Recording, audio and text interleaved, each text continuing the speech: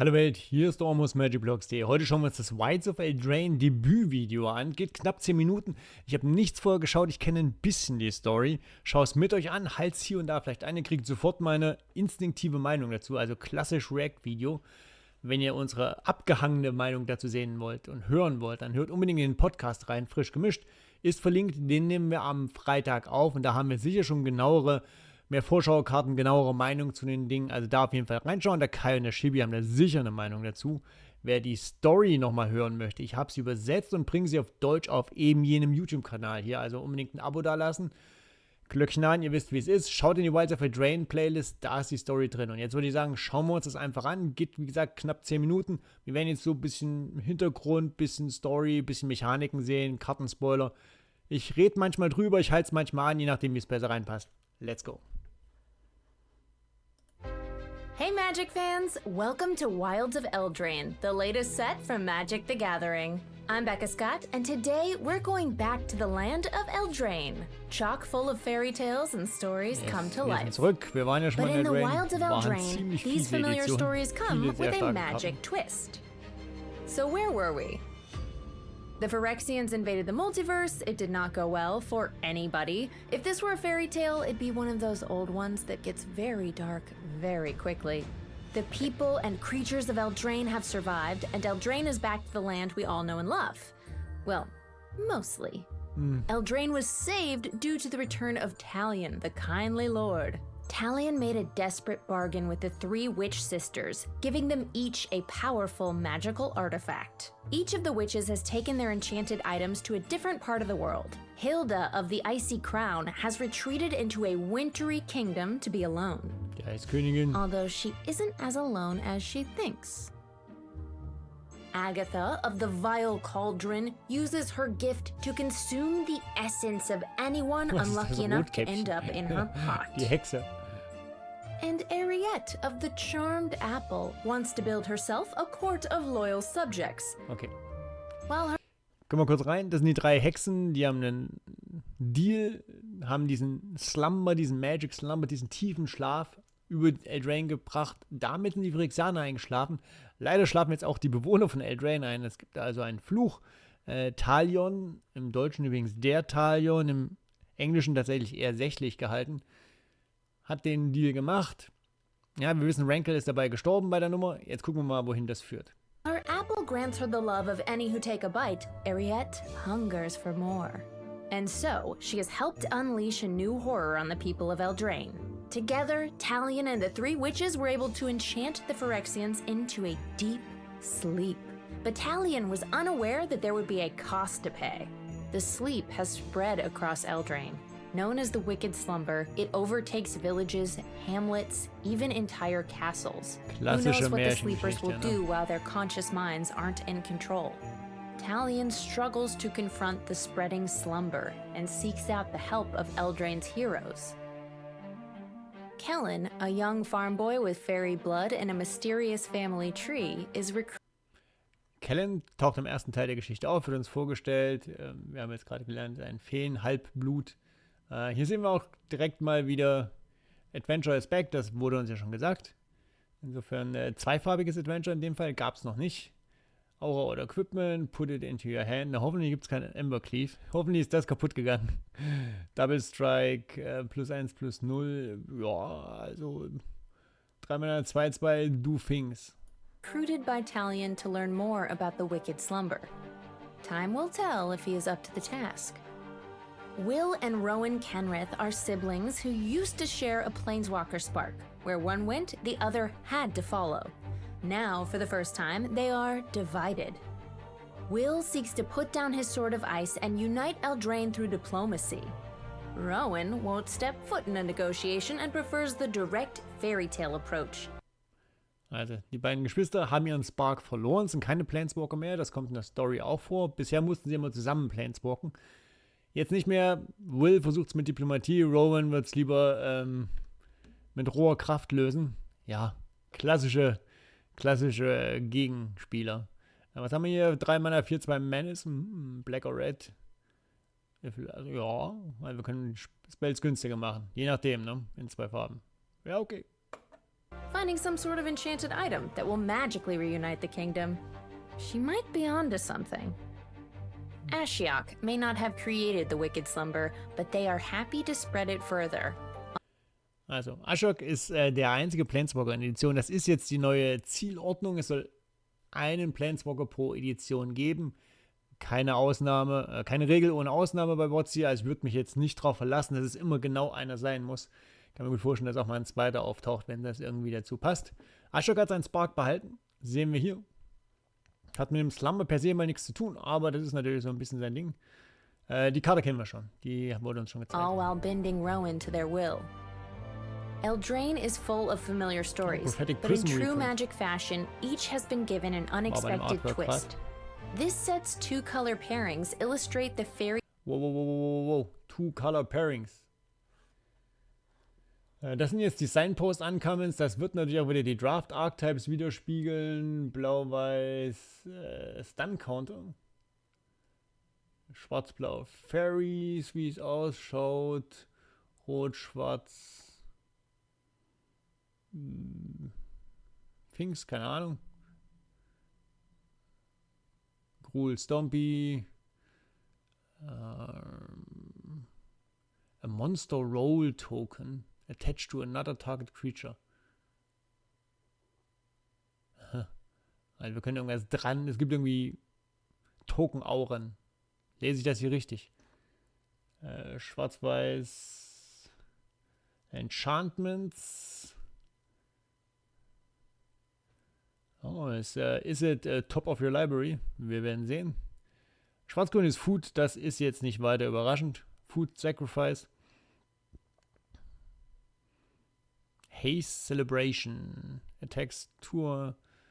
Okay, wenn wir 2 oder mehr Non-Land Permanents geändert haben, dann gibt es Bonus für Boros und für Simic wird gerammt. Ja.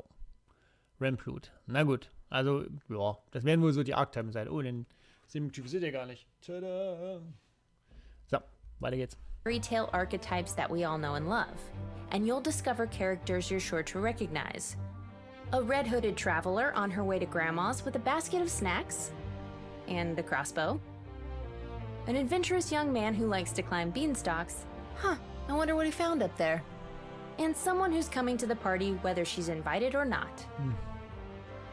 Eldraine is a land where these beloved stories play out over and over. Evil queens clash with brave knights, curses trouble the unvirtuous, and children lost in the woods find themselves on a magical journey. Some of these connect to the main story, others are whimsical adventures that play out in the background, but all of them will feel fun and familiar. And all these pieces provide the opportunity for you to put your own unique twist on them. For instance, Mother Goose is a sweet old lady who tells you bedtime stories. Goose Mother, on the other hand... Oh, wow, that's terrifying. The Goose Mother.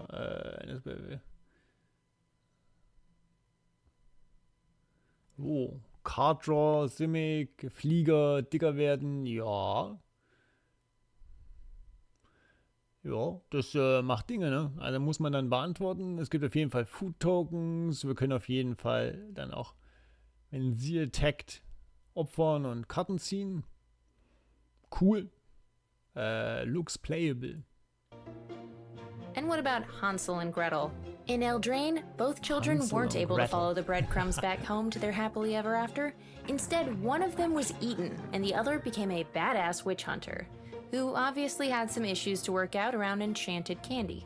These are fairy tales we all know, and in Wilds of Eldraine, you'll get to revisit these familiar stories with a magic twist. You aren't just a creature attacking for 2 damage, you are the Pied Piper leading a horde of 1/1 rats. Who could stand against his horde of rodents? What about a very angry cookie?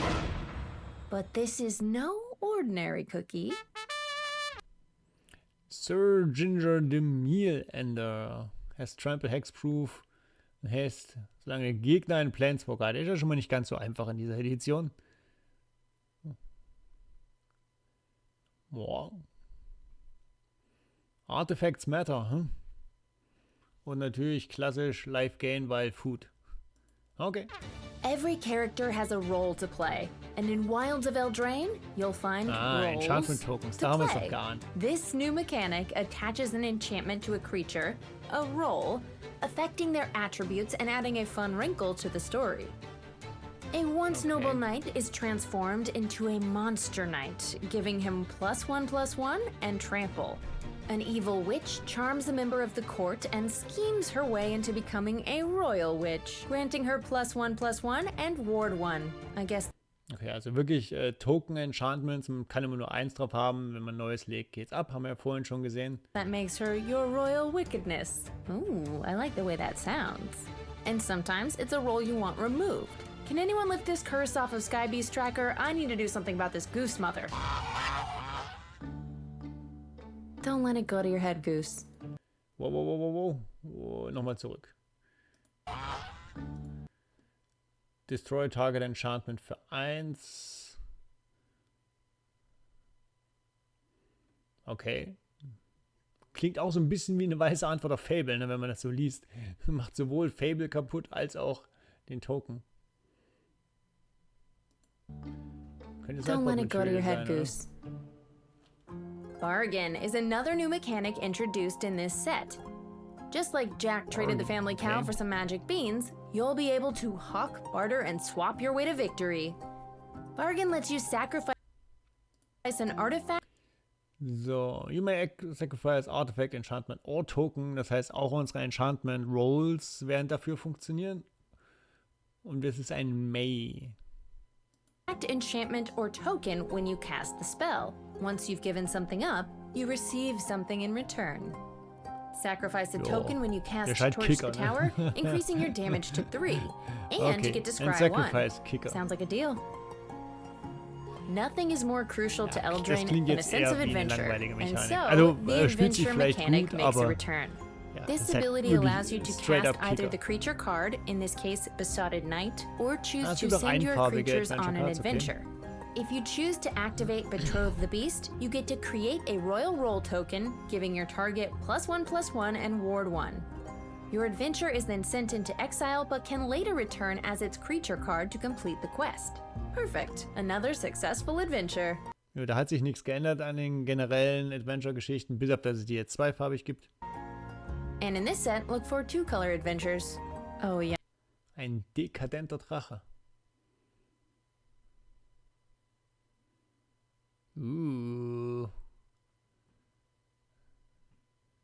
Die kann man immer weiterspielen. Aber wir müssen sie richtig bezahlen. Aber plain. Also wir können auch Länder spielen. Ja, niedlich. Ja, Create the Treasure ist immer so ein bisschen Commander. Hat immer so ein bisschen Commander-Geschmäckle. Aber 4 Flieger, ne? Mit Trampel. Und Upside. Super solide. Und da haben wir hier in Familie. Orders braucht es halt auch immer. 1 Damage to any target. +1/+1 bis end of turn. Ja, Spell Slinging wissen, okay. Yeah, of course that dragon makes treasure. Sagas are also back. What better mechanic to use in Eldraine than one that allows you to tell a story? Sind jetzt schon quasi This saga Evergreen, features oder? the 3 blind mice. Gab es schon irgendein... Es gibt ja fast keine Edition mehr ohne Sagas, weil es einfach so gut zum Storytelling ist und Permanent, was wieder geht.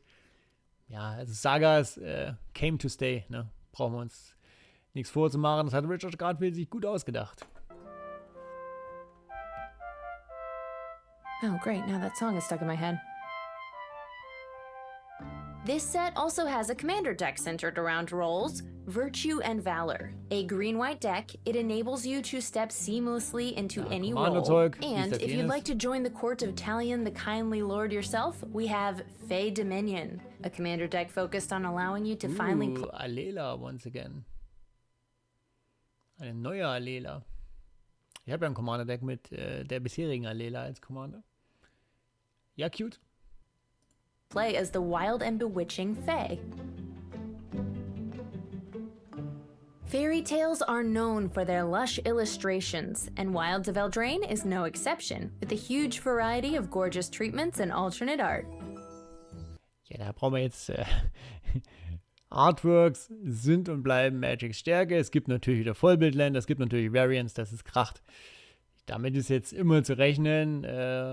Mal gucken, ob es das irgendwann abnutzt. Ich glaube es ja fast nicht, weil Art braucht es halt immer. Ne? Tatsächlich kann ich mir aber gut vorstellen, dass es auch gar nicht so einfach ist, jetzt die ganze Art immer ranzukriegen. Ne?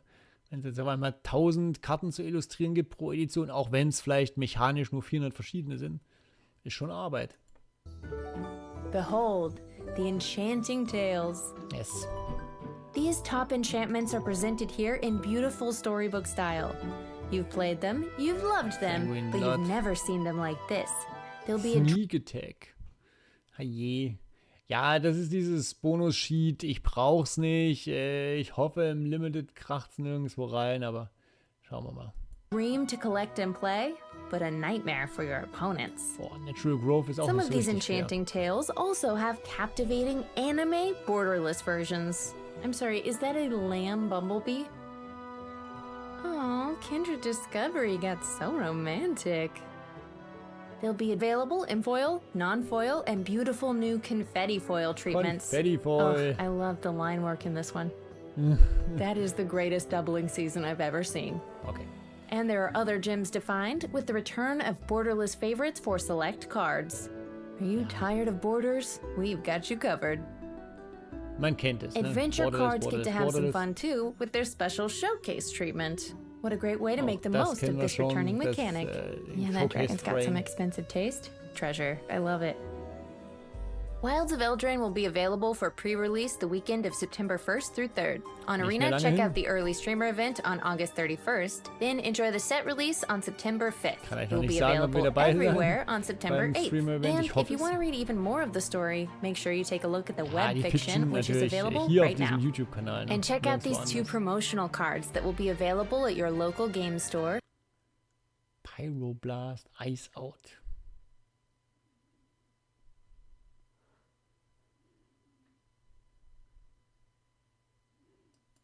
Pyroblast and Ice Out. Keep your eyes peeled for what inspired these promos as we get closer to launch day. And that's a quick little peek at some of what you'll find in the wilds of Eldraine. Okay. There's so much more to discover in this tangled, wild, enchanting world, but now it's time for us to end like every good fairy tale. Oh, and they played happily ever after. Right. Perfect. Na, One Last Thing. Schauen wir mal.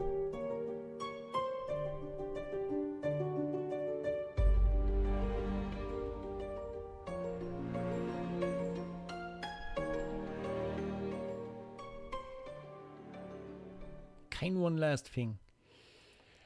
Ja, ich sag mal so, das war angenehm unauffällig. Also klar, Adventures haben wir gewusst, zweifarbiges wussten wir schon, wir haben ein bisschen was gezeigt, Showcase-Varianten. Über die Story ging es jetzt eher wenig. Bin gespannt. Jetzt gehen ja die Spoilers los, die Preview-Season. Wir können es bald spielen. Hoffentlich etwas angepassteres Power-Level als erste Eldraine. Grundsätzlich nichts, was jetzt irgendwie auf den ersten Blick komisch klang. Bin gespannt, wie die Mechaniken sie spielen und freue mich auf eure Meinung dazu in die Kommentare unter dem Video. Bis dann. Ciao.